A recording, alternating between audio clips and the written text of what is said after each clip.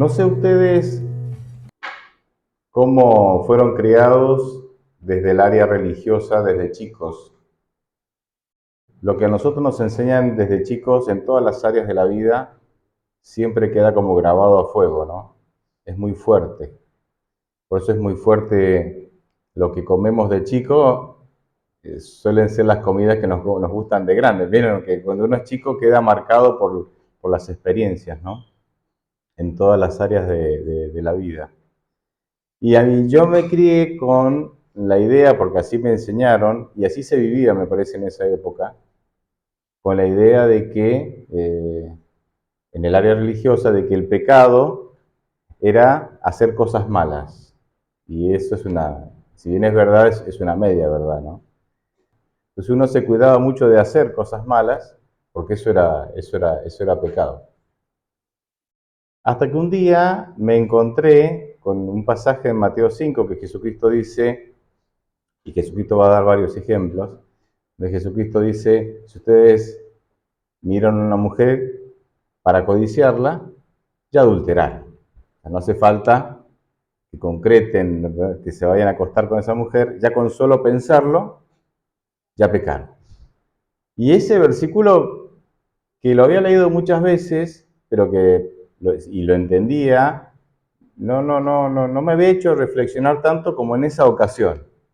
Esa ocasión me hizo reflexionar mucho porque me empecé a entender en ese momento que el pecado iba más allá de hacer la cosa mala, ¿verdad?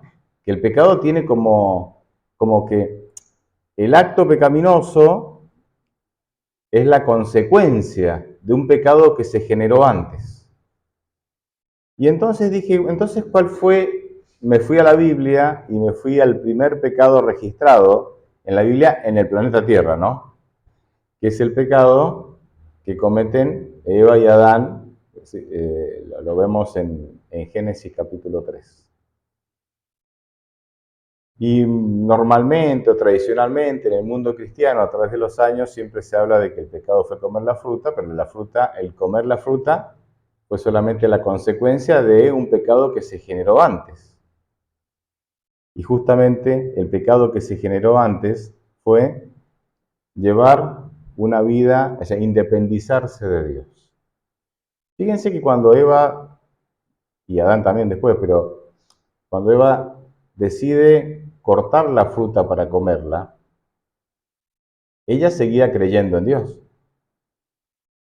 Ella creía que Dios existía. Ella no se había vuelto atea, ¿me entienden? Dijo, acabo de descubrir que Dios no existe, es solo un espejismo, es solo un engaño, y ahora que soy atea, que ya no creo en la existencia de Dios, voy a comer la fruta. No. Cuando ella decide comer la fruta, seguía creyendo en la existencia de Dios. Lo que hizo fue independizarse de Dios y de su voluntad y de sus planes. O sea, yo sigo creyendo en Dios, Él me dice que su voluntad es que yo no coma, pero yo me voy a independizar de Él y de sus planes y voy a seguir mis planes. ¿Sugeridos por quién? Por la serpiente, por el enemigo. Voy a seguir mis planes y los voy a comer. Y ahí entonces se generó el pecado, antes del primer bocado, vamos a decir así. El pecado es cuando se origina, cuando yo me independizo de Dios. Él tiene un plan para mí, pero yo conozco ese plan, pero decido independizarme y seguir mis planes.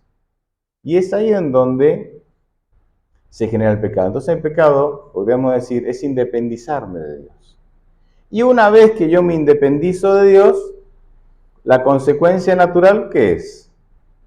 El acto pecaminoso, ¿verdad? El hacer algo malo. Ese acto pecaminoso es sencillamente la consecuencia natural de independizarme de Dios. Y esto es muy bueno entenderlo, porque si nosotros no entendemos que el pecado es mucho más que el acto pecaminoso, es mucho más que hacer algo mal, si no entendemos eso, empezamos a vivir una religión de conductas. Si haces cosas buenas te salvas, y si haces cosas malas te perdés. Eso es verdad, es una media verdad, porque no es una mentira, es una media verdad, ¿sí? Pero no es una verdad absoluta, y hay que entender que no es una verdad absoluta, porque esta era la religión que los fariseos en tiempos de Cristo proponían. Los fariseos en tiempos de Cristo proponían una religión de si hacías las cosas bien te salvás y si hacías las cosas mal te perdés. Pero Jesucristo los desenmascara y pone ante ellos y ante nosotros una realidad que es inevitable, que es, Jesucristo les va a decir, ustedes imponen cargas a otros que ustedes mismos ni con un dedo desean llevarlas. Es decir, ni siquiera ellos que habían originado tantas leyes o que seguían tantas leyes para llevar una vida santa y limpia ante los ojos de Dios, ni siquiera ellos podían con tantos requisitos. Y entonces obviamente la gente fracasaba. Pero ¿quiénes eran los que menos fracasaban? Los mejores actores, aquellos que podían llegar a demostrar ante el público de que eran intachables, aunque cuando estaban en privado vaya a saber las cosas que hacían. De ahí que Jesucristo, en varias ocasiones, pero especialmente en Mateo 23, los llama hipócritas. Ustedes son hipócritas, son como sepulcros blanqueados. O sea, blancos por fuera, bien pintados, prolijos por fuera, pero adentro llenos de corrupción. Porque la religión de conducta, que está basada en la conducta, nos lleva a eso, nos lleva a la actuación, a la hipocresía, en donde yo aparento algo que en realidad no soy. Y esa era la religión que proponían por lo menos una parte de los líderes religiosos de la época de Jesús, y Jesús se opuso a eso. Entonces vuelvo al Génesis 13, ¿no? Donde se registra el primer pecado de la humanidad. El pecado ese es independizarme de Dios. Así que si vos venís a la iglesia y sos un fiel asistente a la iglesia y sos un buen cristiano, pero en tu vida personal vos no lo incluís a Dios en las decisiones que tenés que tomar todos los días, qué estudiar, qué trabajar, cómo gastar el dinero, con quién casarme, con quién, ¿me entienden, no? Cómo educar a mis hijos, etc. Si no lo incluís en tu vida, y entonces llevas una vida independiente de Dios, porque sí, el sábado venís a la iglesia, pero el resto de la semana haces lo que te pinta, estás viviendo en pecado. Porque estás viviendo una vida independiente de quién? De Dios, de Dios. Y es importante entender esto. Es importante entender esto, porque si no caemos en la trampa de pensar que como cumplo ciertos requisitos de ir a la iglesia, de dar los diezmos y las ofrendas, de hacer actividad misionera y algunos otros requisitos, entonces yo ya estoy bien. Yo ya estoy bien, con eso me alcanza. Y eso es una trampa. Porque la religión de requisitos no es la religión que Dios nos dejó en la Biblia. Pero bien, una vez mencionado esto, yo me voy a detener en el versículo 10 de Génesis 3. Génesis 3, 9 y 10, pero me voy a detener en un detalle que me pareció importante y me hizo pensar mucho esta semana. Génesis 3, vamos a leer el 9 y el 10, pero me voy a detener algo en el versículo 10. Pero Dios, el Señor, llamó al hombre y le dijo, ¿dónde estás? Y él respondió, oí tu voz en el huerto y tuve miedo, pues estoy desnudo. Por eso me escondí. Acá el ser humano, el hombre y la mujer ya han cometido el pecado, y entonces la primera reacción ante el pecado es esconderse. ¿Por qué? Según el texto bíblico, porque tienen miedo. Ahora fíjense las razones del miedo, y esto me hizo reflexionar. Dice, oí tu voz en el huerto, dice Adán, y tuve miedo. Y dice, ¿por qué tuvo miedo? Pues estoy desnudo. Y a mí me pareció muy raro esto. Porque Adán no dijo, tengo miedo porque he pecado.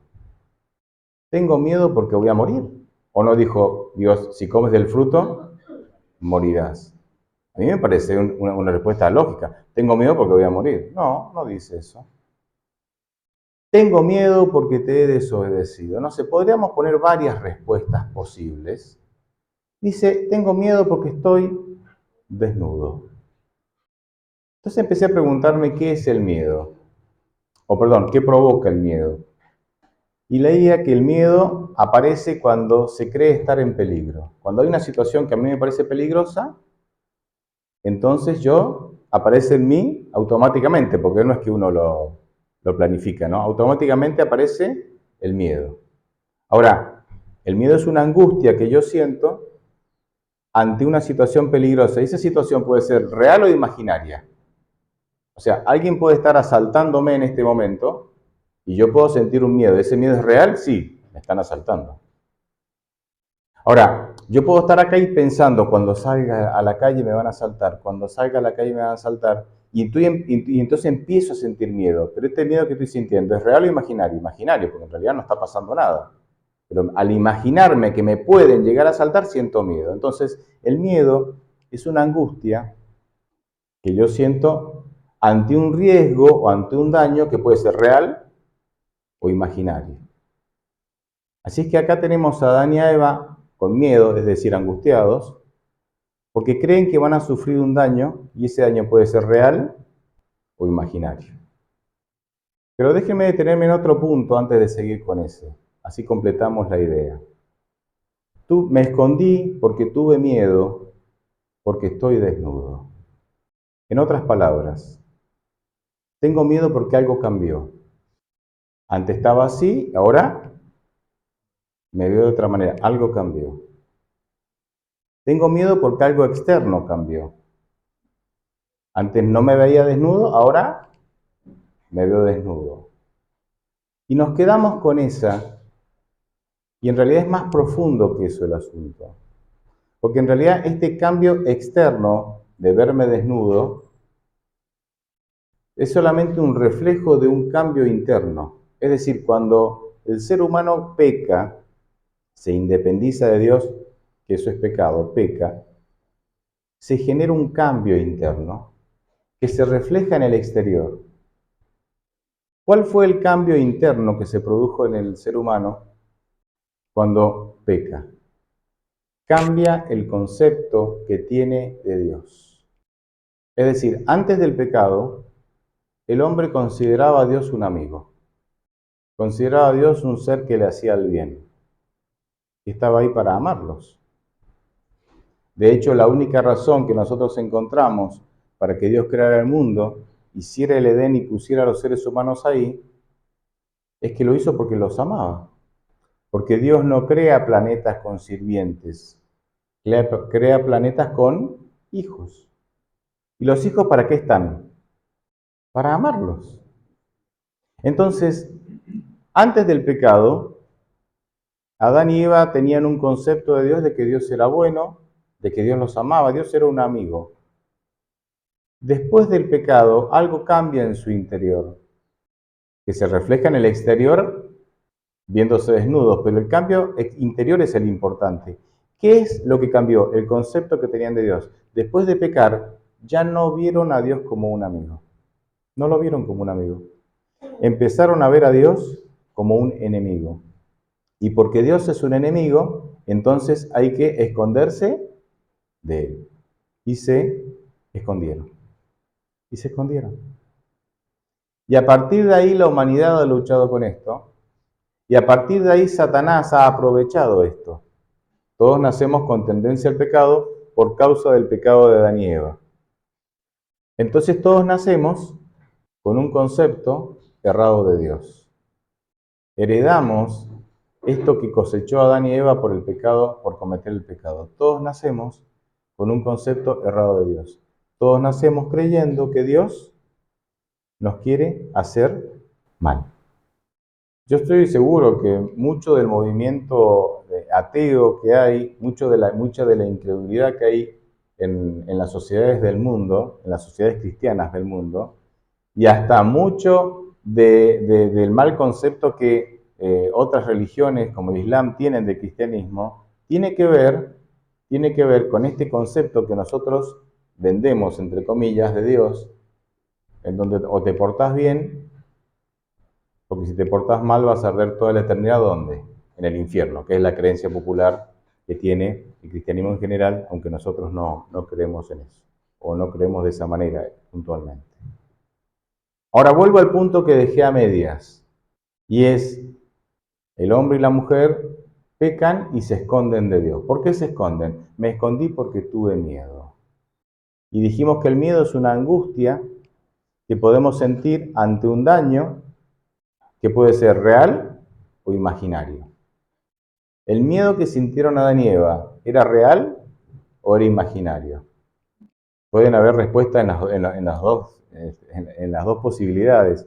Pero fíjense lo que dice Primera de Pedro 1:20, por dar un versículo de tantos que habla sobre este asunto. Primera de Pedro 1:20 dice que ya había sido Jesús destinado desde antes de que Dios creara el mundo, pero que se manifestó en estos últimos tiempos por amor a ustedes. Por amor a ustedes. Es decir, Dios, antes de la creación del mundo, ya había trazado un plan de salvación. Entonces, por un lado, cuando Dios les dice, si comes vas a morir, eso era real. Así que en ese sentido el miedo puede haber sido real, vamos a morir. Pero por otro lado, como Dios ya había trazado un plan de salvación desde antes de la fundación de todo lo creado, entonces el miedo era imaginario, como ustedes dicen.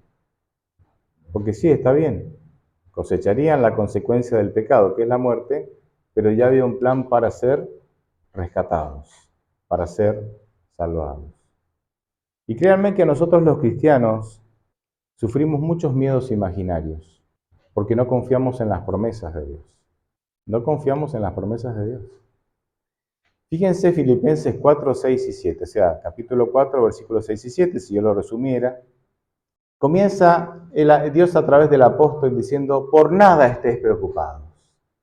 Otras versiones dicen, por nada estén angustiados. A mí casi que me asusta la manera en que Dios utiliza los términos absolutos. ¿Cuáles son los términos absolutos? Todo, nada, siempre, nunca, ¿no? Esos términos absolutos, ¿no? Por nada, término absoluto. Estés angustiados o preocupados. ¿Quién de ustedes ha pasado un día sin estar preocupado por nada? Pero por nada. Es un desafío, ¿no? Es un desafío. Ahora, Jesucristo no nos dice eso y nos deja, porque ahí sí estaríamos angustiados, pero la frase termina muy bien. Versículo, parte del 6 y el 7 dice, sino que lleven a Dios en oración todo lo que les preocupa. Y el 7 termina diciendo, y la paz de Dios, que sobrepasa todo entendimiento, llenará vuestros corazones en Cristo Jesús. En Cristo Jesús. Y yo creo que nosotros tenemos que llevar en oración a Dios todos nuestros miedos y nuestras angustias, reales e imaginarias. Reales e imaginarias. Y créanme que hay mucho de imaginario. Dicen los estudios de sociología que el ser humano, y esto es un dato muy conocido, que el 90% de las preocupaciones que el ser humano ocupa su mente nunca se cumplirán. Nunca se cumplirán. O sea, de las 10 preocupaciones que tenés ahora, 9 nunca se cumplirán. Entonces nuestras preocupaciones son más imaginarias que reales. Y nuestras angustias, que nos hacen la vida miserable, son más imaginarias que reales. Y voy cerrando con el punto clave de lo que yo considero que es el punto clave de esta reflexión, que es, vos y yo tenemos que luchar todos los días. Y esto es una lucha campal, es una lucha sin cuartel, sin descanso, en cuanto al concepto que tenés de Dios. Porque si cuando el ser humano peca, lo que cambió en él fue el concepto que tenía de Dios. Antes del pecado creía que Dios era bueno, después del pecado me escondo porque ya empiezo a ver a Dios como alguien que no es bueno, yo todos los días tengo que luchar con eso. ¿Cómo somos hoy nosotros? Somos como ese animalito. A mí me gusta mucho rescatar animales y últimamente ya me estoy como autodisciplinando de no hacerlo porque si no, mi casa se vuelve un zoológico, ¿no? Somos como ese animalito herido que vos te acercás para ayudarlo. Los otros días iba caminando y encontré un pichón que era lo suficientemente grande para estar emplumado y lo suficientemente pequeño para no poder volar. Y se había caído del nido. Presa fácil para cualquiera. Iba paseando con mi perra y mi perra se lo quería que comer, ¿no? Y yo y otras personas queríamos acercarnos al pajarito para ayudarlo. ¿Qué actitud tenía el pajarito? ¿Se dejaba ayudar o decía, huyamos de aquí? Obviamente el pajarito no me veía como un amigo y entonces quería, con sus limitadas capacidades, huir de mí. De hecho, mi sobrina rescató una paloma que se la estaba comiendo un gato, estaba suficientemente viva para ser rescatada y lo suficientemente, ¿no? Y entonces ahí, y se la lleva al veterinario y la paloma termina muriendo y no tenía heridas graves como para morir. Pero el veterinario le explica que la paloma murió por estrés, ¿sí? Porque la paloma vio al gato como una amenaza y al ser humano que lo iba a rescatar como otra amenaza. Entonces el estrés la mató. Ahora imagínate que vos y yo, por causa del pecado, nacemos con un concepto de que Dios no es tan bueno. Porque eso fue lo que cambió en Adán y Eva cuando pecaron, cambió su concepto de Dios. Me quedan dos opciones. O un esfuerzo por creer lo que dice la Biblia, la revelación, que dice que Dios es bueno, o sencillamente me alejo de Dios. O sencillamente me alejo de Dios. En realidad hay una tercera opción, pero que ya sabemos que no funciona, aunque algunos la practican todavía. Y esa tercera opción es, voy a hacer todo lo que está de mi parte, voy a esforzarme para portarme bien y que Dios me ame. Que es la propuesta de los fariseos, ¿verdad?